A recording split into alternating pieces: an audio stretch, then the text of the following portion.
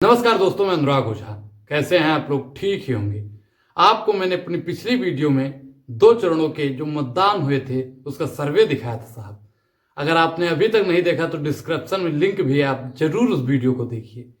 Bharatiya Janata party और मोदी जी ने साहब धाराशाही होते नजर आ रहे हैं। और जितने भी वहां के मैंने सर्वा किया, छत्तीसगढ़ में मैंने अपने कई मित्रों से बात की, वहां पर एक ही बात मालूम चलती है कि साहब कुछ भी हो जाए सरकार तो काका की ही बनेगी, कुछ भी हो जाए सरकार तो कांग्रेस की ही बनेगी। वहां के कुछ लोग जो स्थानीय किसानों से जब मेरी बात हुई तो उन्होंने बताया कि भैया वोट तो हम उसी को देंगे जो हमारा कर्जा माफ करने की बात करता है। युवाओं से जब बात हुई तो उसने बताया कि केजी से लेकर पीजी तक जो शिक्षा माफ करने की बात करेगा हम तो वोट उसी को देंगे।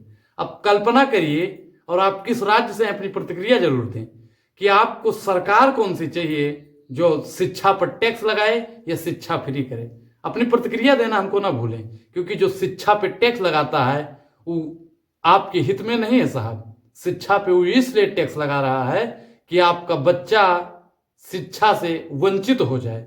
अब जितने भी SC ST OBC माइनॉरिटी के लोग, अल्पसंख्यक समाज के लोग मुझे सुन रहे हैं ना, किसान जाति के लोग सुन रहे हैं ना, वो कान खोल के मेरी बात को सुने कि अगर आपका बच्चा शिक्षा से वंचित हो जाएगा तो अपने हक और अधिकार के लिए लड़ाई नहीं लड़ पाएगा। बाबा साहब भीमराव अंबेडकर जी ने कहा था ना कि शिक्षा शेरनी का दूध है, जो पिएगा वो दहाड़ेगा। लेकिन साहब जो है ना, शिक्षा पे टैक्स लगा रहे हैं कि ना आपका बच्चा दूध पिएगा और ना ही दहाड़ेगा। शीश का दूध पता है? शीश का दूध आपको पता है?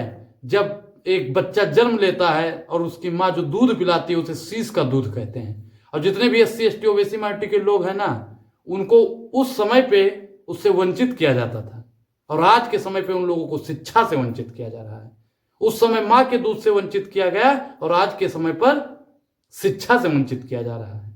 ये भी आपके लिए एक दूध ही है। ये भी शिक्षा जो दूध है ना, वो भी कैल्शियम की तरह काम करता है। अगर आप पढ़े लिखे हैं तो अपने हक और अधिकार के लिए लड़ेंगे। अगर आप पढ़े लिखे नहीं हैं तो आपको कुपोषण हो जाएगा। कुपोषण समझते हैं ना? कुपोषण हो जाएगा, आप अपने हक और अधिकार की बात नहीं कर पाएंगे। अब तय आपको करना है कि वोट किसे दें। आज मेरी मध्य प्रदेश में कई जिलों में बात हुई, जहां पे जितने भी सर्वे है उस सब का सब एक ही सर्वे है कि अब की बार कांग्रेस सरकार, अब की बार कमलनाथ। कमलनाथ कमल को रोंदते हुए आगे बढ़ रहे हैं। सबकी जुबान पे एक ही नाम, कमलनाथ। राजस्थान का चौंका देने वाला जो सर्वे मैंने देखा और सुना, भारतीय जनता पार्टी और गोदी मीडिया की कई अफवाहों को मैं नजरअंदाज करते हुए वहां के जमीनी स्तर से जुड़े हुए कार्यकर्ताओं से, सोशल एक्टिविस्टों से बात की। उन्होंने बताया कि भाई हैरान और परेशान होने की जरूरत नहीं है, यहां भी भारतीय जनता पार्टी की दाल गलने वाली नहीं है।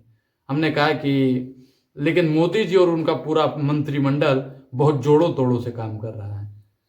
जोड़ों तोड़ों काम करने से थोड़ी होता है। हमने कहा ED और CBI बहुत सक्रिय है साहब। तो उन्होंने बताया कि सक्रिय है तभी तो घूस लेते हुए पकड़ी गई। अभी भी बात सही है। अब आप कल्पना करिए, कल्पना करिए और अपनी प्रतिक्रिया भी दीजिए कि जो खुद घूस लेता हो वो भ्रष्टाचार खत्म करेगा, जो खुद घूसखोरी के पैसों से चलता हो वो भ्रष्टाचार खत्म करेगा। और प्रधानमंत्री नरेंद्र मोदी जी भ्रष्टाचार पर कहते हैं और भाषण देते हैं कि जितने भी भ्रष्टाचारी हैं वो हमारे बगल में बैठ के हमारा तापमान सहन नहीं कर सकते। अब कल्पना आप करिए, कल्पना करने योग्य बातें हैं। और आप प्रतिक्रिया भी जरूर दीजिए कि कितने भ्रष्टाचारी जो भारतीय जनता पार्टी में शामिल हो गए हैं, क्या वो मोदी जी का तापमान सहन कर पाते हैं? एक भ्रष्टाचारी दूसरे भ्रष्टाचारी का ही तापमान सहन कर सकता है।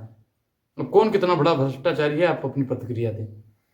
प्रधानमंत्री नरेंद्र मोदी से मैं पूछना चाहता हूं कि अजीत दादा, जिन पर आपने ही आरोप लगाया था कि बड़का भ्रष्टाचारी है, भाइयों बहनों मित्रों, और आज आप ही के पार्टी में शामिल हो गए तो भ्रष्टाचारी नहीं है। हेमंत बिस्व शर्मा, कल तक उनपे भी आप घोटाले के आरोप लगाते थे, जब भारतीय जनता पार्टी में शामिल हो गए तो उनके सारे पाप धुल गए।